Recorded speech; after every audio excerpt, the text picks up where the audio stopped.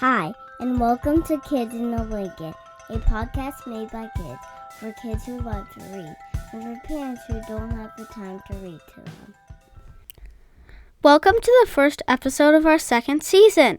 Today we'll be reading books about funny animals. We'll be reading Clack Moo, If You Give a Mouse a Cookie, and Nugget and Fang.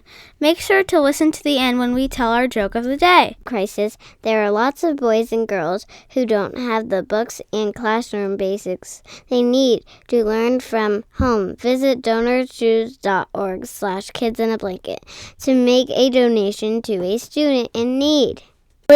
Clack Moo. How's that type by Doreen Cronin? Farmer Brown has a problem. His cows like to type. All day long he hears, Click, clack, moo. Click, clack, moo. Clickily, clack, moo. At first he could not believe his ears. Cows that type? Impossible. Click, clack, moo. Click, clack, moo. Clickily, clack, moo. Moo! Dear Farmer Brown, the barn is very cold at night. We'd like some electric blankets. Sincerely, the cows. It was bad enough the cows had found the old typewriter in the barn. Now they wanted electric blankets. No way, said Farmer Brown. No electric blankets. So the cows went on strike. They left a note on the barn door. Sorry, we're closed. No milk today. No milk today, cried Farmer Brown. In the background, he heard the cows busy at work. Click, clack, moo. Click, clack, moo. Clickily, clack, moo. The next day, he got another note. Dear Farmer Brown, the hens are cold too. They'd like electric blankets. Sincerely, the cows. The cows were growing impatient with the farmer. They left a new note on the barn door. Moo. Close. No milk, no eggs. No eggs? Cried Farmer Brown. In the background, he heard them. Click, clack, moo. Click, clack, moo. Clickily, clack, moo. Cows that type? Hens on strike? Who ever heard of such a thing? How can I run a farm with no milk and no eggs? Farmer Brown was furious. Farmer Brown got out his own typewriter. Dear cows and hens, there will be no electric blankets.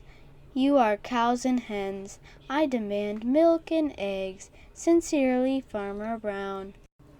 Duck was a neutral party, so he brought the ultimatum to the cows. The cows held an emergency meeting. All the animals gathered around the barn to snoop, but none of them could understand. Moo. All night long, Farmer Brown waited for an answer. Duck knocked on the door early the next morning. He handed Farmer Brown with a note. Dear Farmer Brown, we will exchange our typewriter for electric blankets. Leave them outside the barn door, and we will send Duck over with the typewriter. Sincerely, the cows. Farmer Brown decided this was a good deal. He left the blankets next to the barn door and waited for Duck to come with the typewriter. The next morning, he got a note.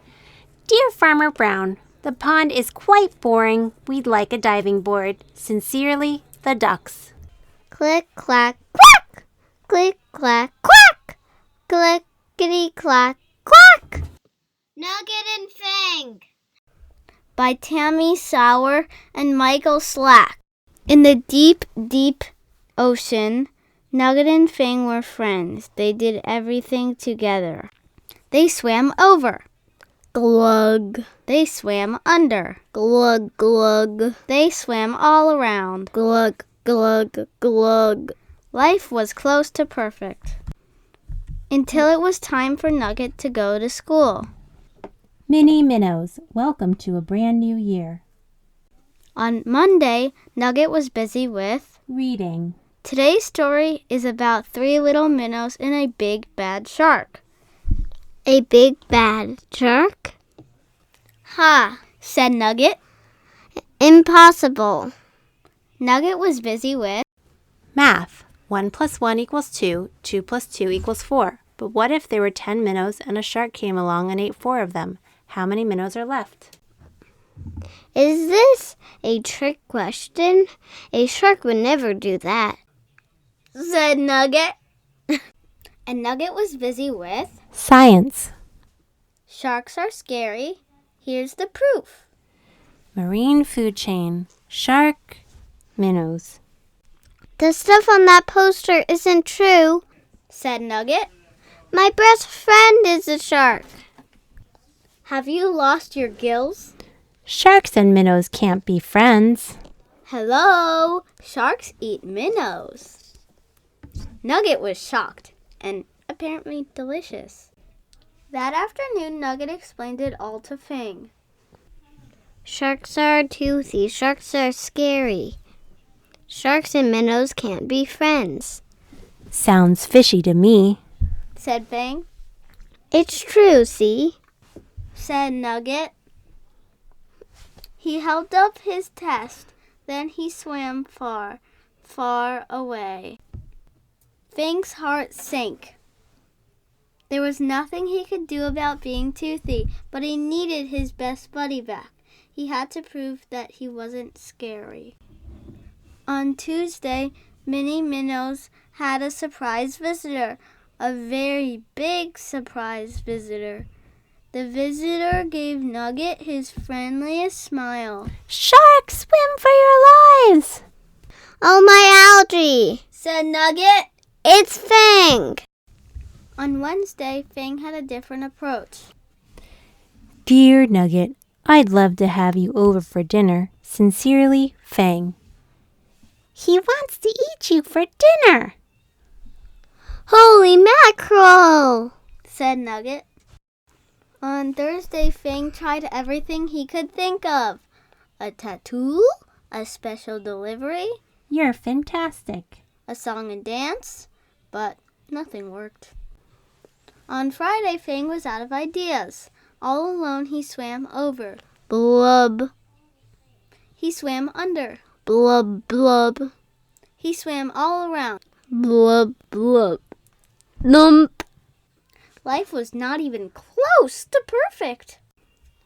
Fang was so busy boo-hooing that he didn't notice a net drop down, down, down, right on the Minnie Minnows. Oh no! I feel seasick. We're the catch of the day. The net pulled up, up, up. Somebody help! Fang squealed. Nugget? He had to do something, but what? Fang fanned his gills. He wrung his fins. Then, Ping! Fang had a plan. Fang's big, sharp teeth chomped. Fang's big, sharp teeth chewed. Fang saved the Minnie Minnow. All the minnows stared. I know. Said Fang. I'm too toothy, too scary, too shark. Wait! Nugget swam toward Fang. There were 10 minnows, He said. and a very special shark came along. How many friends are there all together? There was only one answer. In the deep, deep ocean lived 11 friends. They swam over. Glug, They swam under. glug, glug, They swam all around. glug, glug, glug. And everyone was all smiles, especially you know who. If you give a mouse a cookie, by Laura Joffe Numeroff. If you give a mouse a cookie, he's going to ask for a glass of milk. When you give him the milk, he'll probably ask you for a straw. When he's finished, he'll ask for a napkin. Then he'll want to look in a mirror to make sure he doesn't have a milk mustache. When he looks in the mirror, he might notice his hair needs a trim. So he'll probably ask for a pair of nail scissors. When he's finished giving himself a trim, he'll want a broom to sweep up. He'll start sweeping. He might get carried away and sweep every room in the house. He may even end up washing the floors as well. When he's done, he'll probably want to take a nap. We'll have to fix up a little box for him with a blanket and a pillow.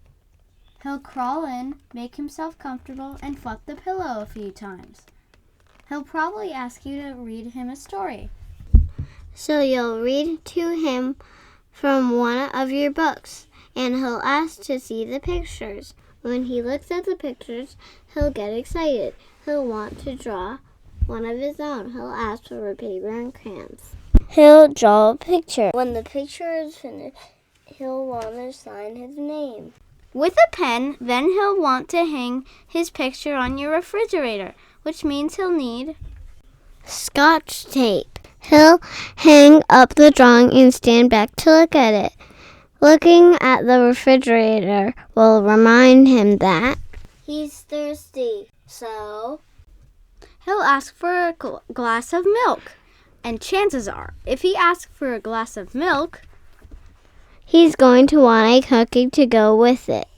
And now for the joke of the day. what did the duck say to the waiter when the check came? Put it on my bill, please. Kids in a Blanket podcast was hosted by Lucas, Ellie, and Ethan Immerman. Sound engineering by Ethan Immerman. Original song and editing by Lucas Immerman. And production by Ellie Immerman.